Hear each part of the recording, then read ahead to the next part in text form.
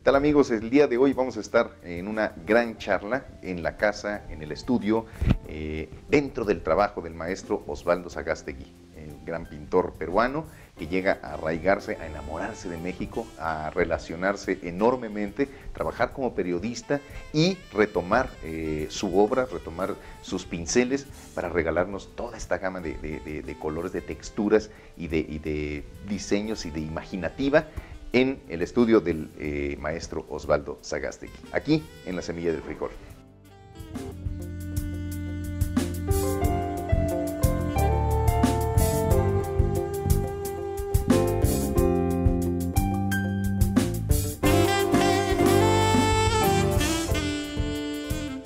¿Qué tal, amigos? Pues estamos aquí en La Semilla del Frijol, en un programa especial, en una entrevista, una charla, en el mismísimo estudio del maestro Osvaldo Sagástegui, que nos ha hecho favor de recibirnos en su casa.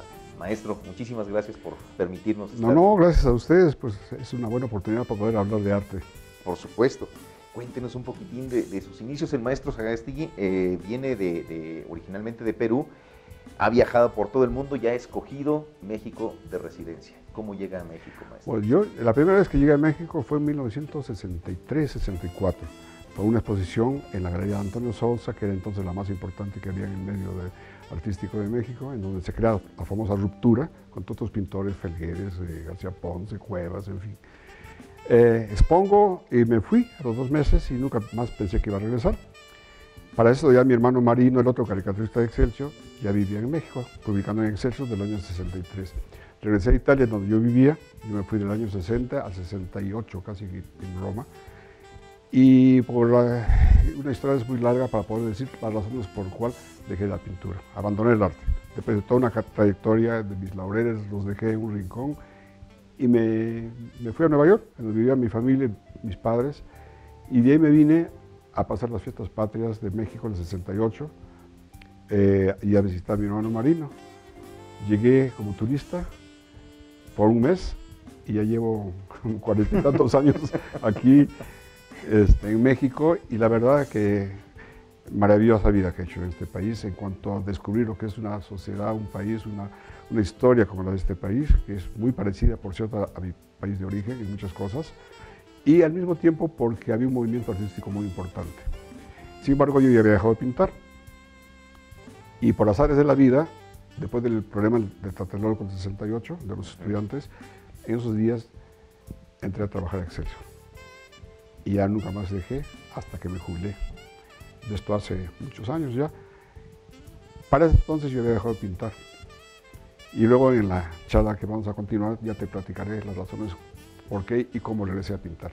Eso es. Sí hay una gran tentación dejar el arte. Llega a México en una época un poco revuelta. Muy revuelta, muy revuelta. Una gran... Bueno, es un parteaguas en la historia moderna de México, ¿no? Definitivamente, sí, todo este movimiento de las universidades, de los estudiantes, la matanza.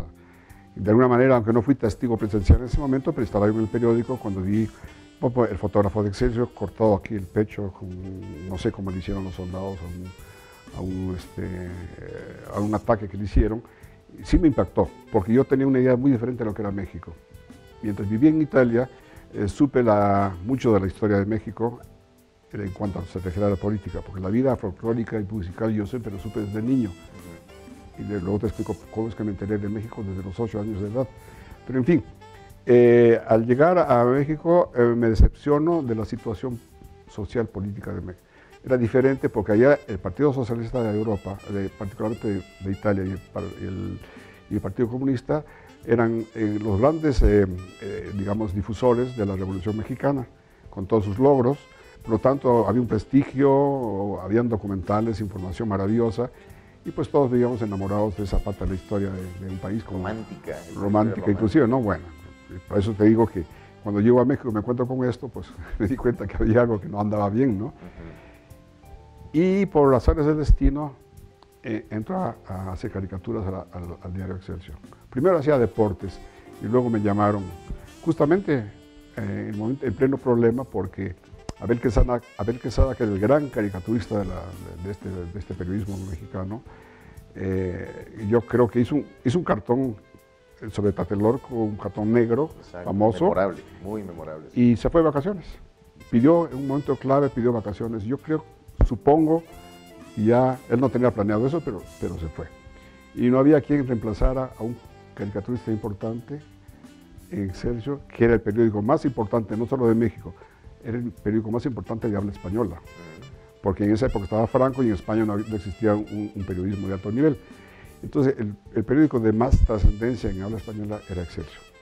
Imagínate que no tuviera alguien que le reemplazara.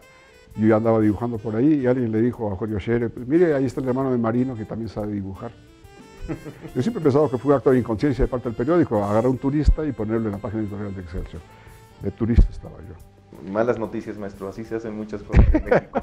Bueno, entonces a raíz de eso fue que yo para esto ya había dejado de pintar, te repito, y encontré una posibilidad, no sabía que se iba a prolongar tanto. Dije, mientras me regreso a Italia, me gano unos centavos, a unas caricaturas, yo sabía dibujar, sabía hacer caricaturas desde niño, y bueno, pues empezó como jugando la cosa. No tenía idea de en qué país estaba, de qué tan importante era la página 7 de Excelsior, qué tan importante era el sistema, o ser un crítico de un sistema político como el de México.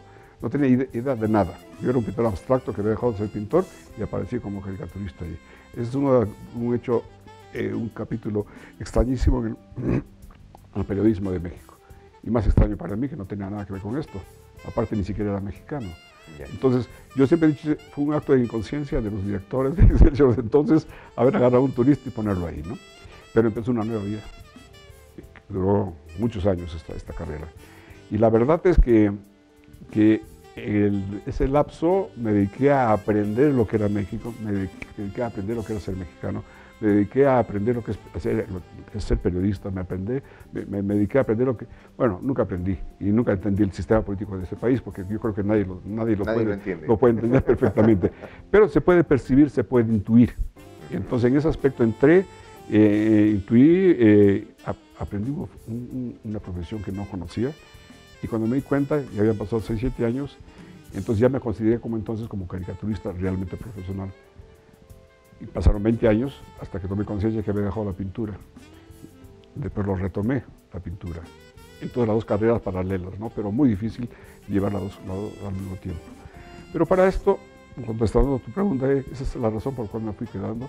No, y aparte, conocí a la mamá de mis hijos en la puerta de Excelsior, entonces no había razón para ir.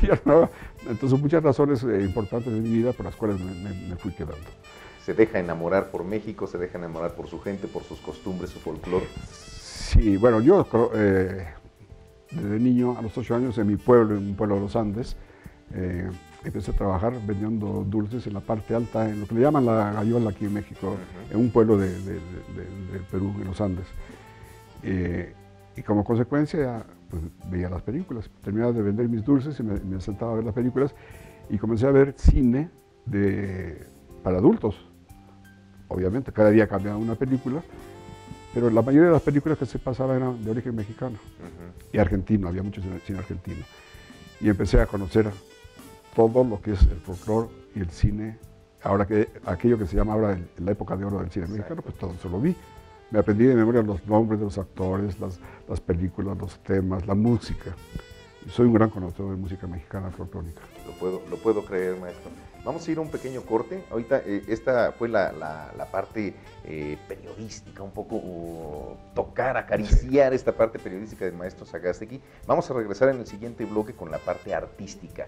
Esto que decíamos, el rescate de los colores que ya trae de la América Latina, sí, de Perú, por supuesto, viene a plasmarnos y a regalarnos un poco de su trabajo aquí en México. Regresamos a La Semilla del Frijol.